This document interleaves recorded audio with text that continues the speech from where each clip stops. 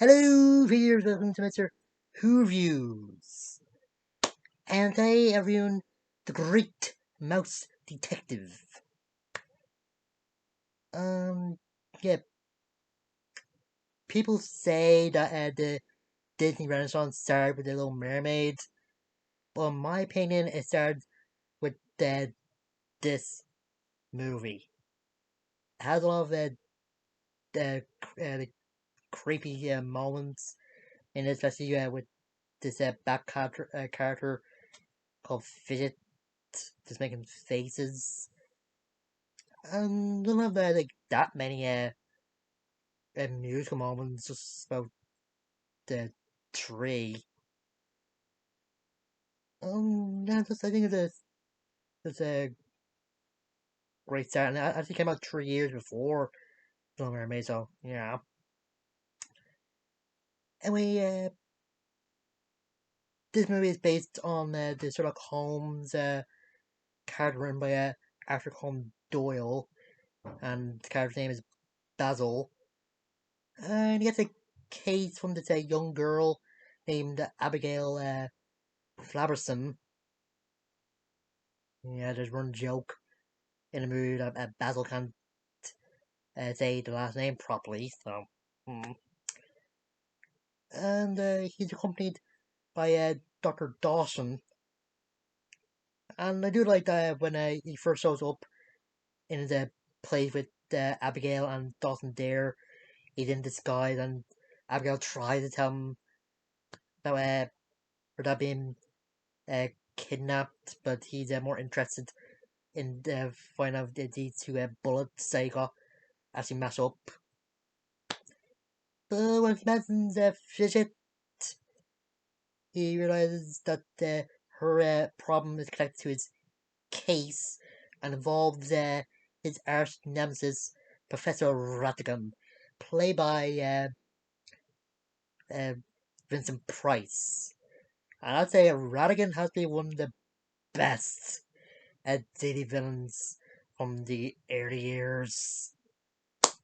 He just loves being him, which shows it in the song number Grey's Criminal Mind. And there's a good part when the song stops, because one of his men named Bartholomew, when he was is intoxicated, called Radigan a rat. Yeah, Radigan doesn't like that, so he puts him outside of the club or whatever, rings a bell, and has his cat uh, eat Bartholomew. And when he tries to get the ornamented continues on, it was too afraid as he threatens to ring the bell again. I mean, do it. It looks great.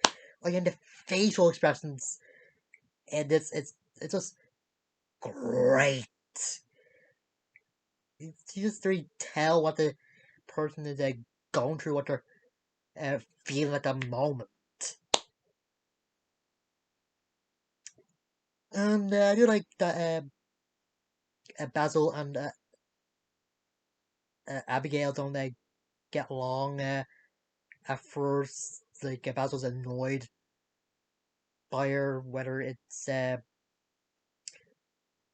his dog Toby listen to her more precisely than him, or she's only really listening to to his orders, like when he's telling her to make any noise, or just to say with Dawson, but she just goes off anyway.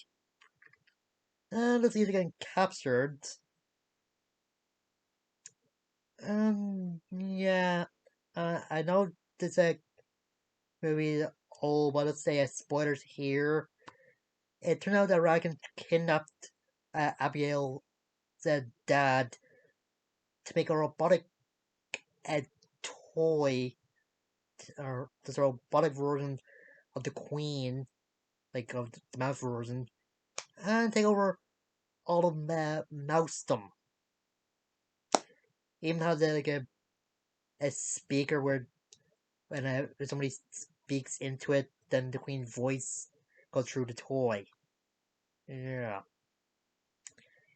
And I kind of like the death trap that Radigan sets up for Basil and Dawson. He says he taught some a lot of ingenious traps. So he decides to use all of them. Basically, has them in a mouse trap, and he has the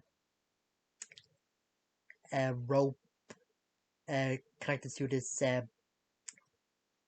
radio player. And when the song ends, it releases this ball gun down to the rat trap, setting it off. But then that sets off the gun, the arrow, the axe, and finally the uh, I forget the name. The anvil. Anvil. I forget that.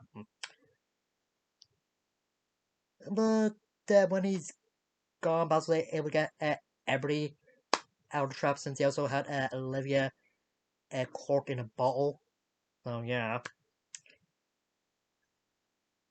And also like the scenes where they just show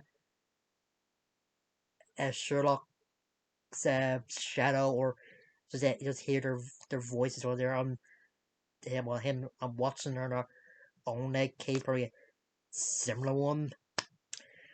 I would have to agree with Radican when he's saying that Basil's disguise as a sailor is really that good. I think the first disguise they use when he's look like a I think a Chinese mouse was a bit better, but that's me.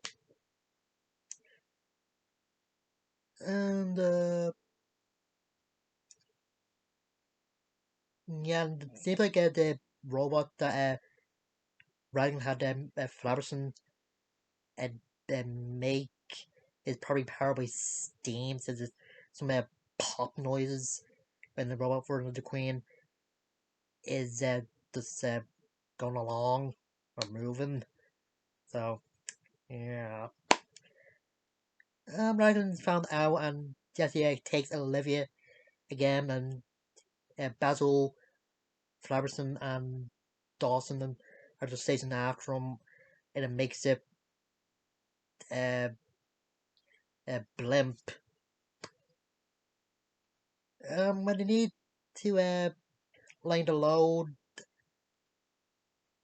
Fisher thinks that Ryan will throw Olivia over, but Ryan actually throws Fisher over into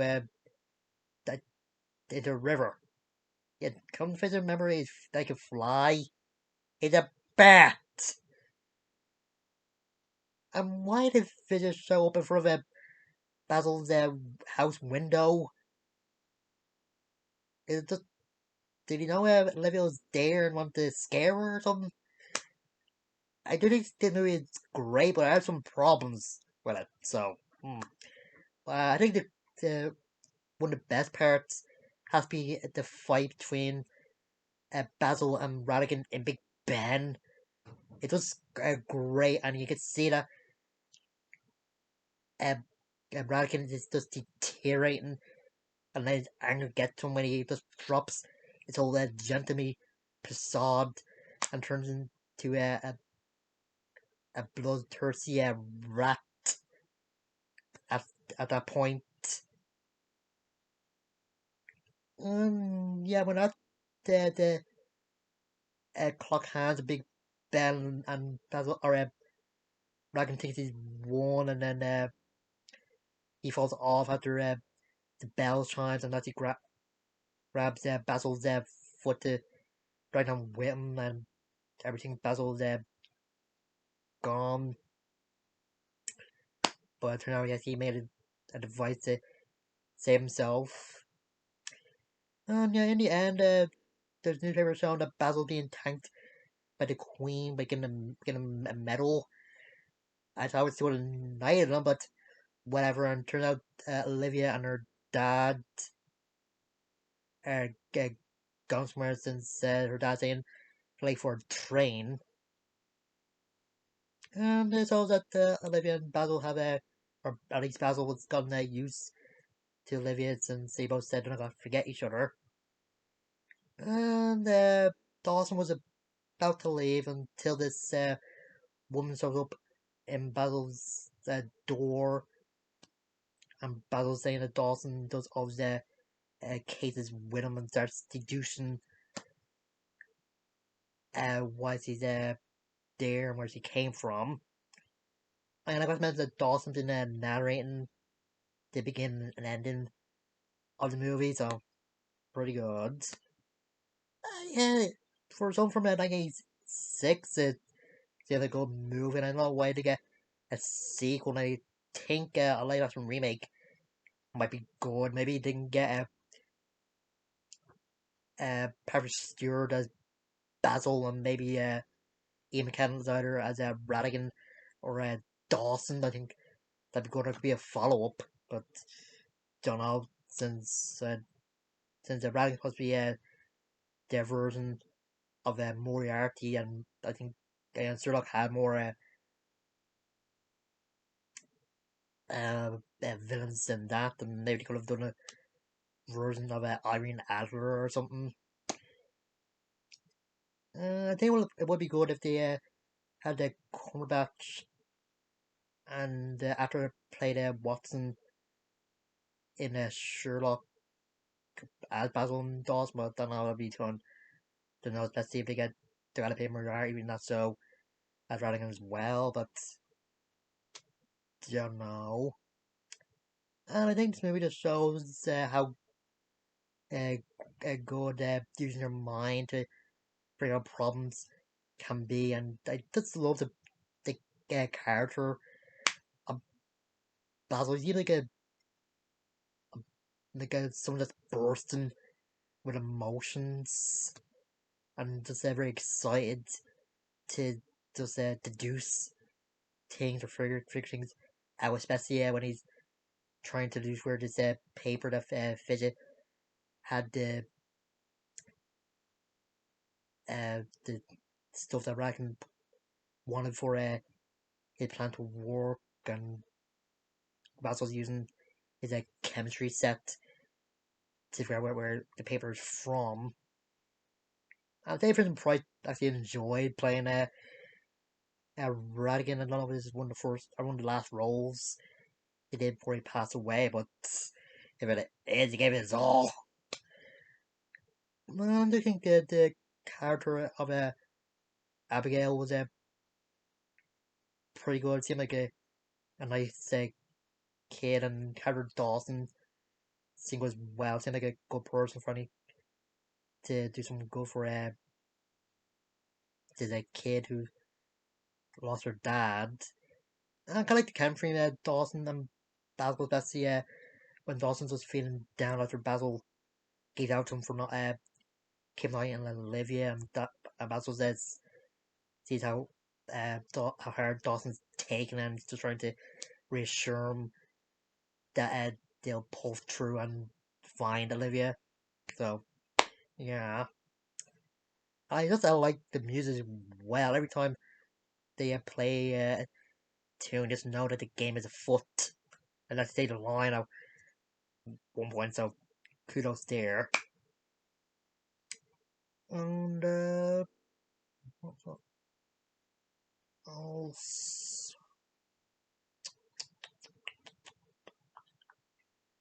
Can't really think right now. So that's that. That's up. So, yes.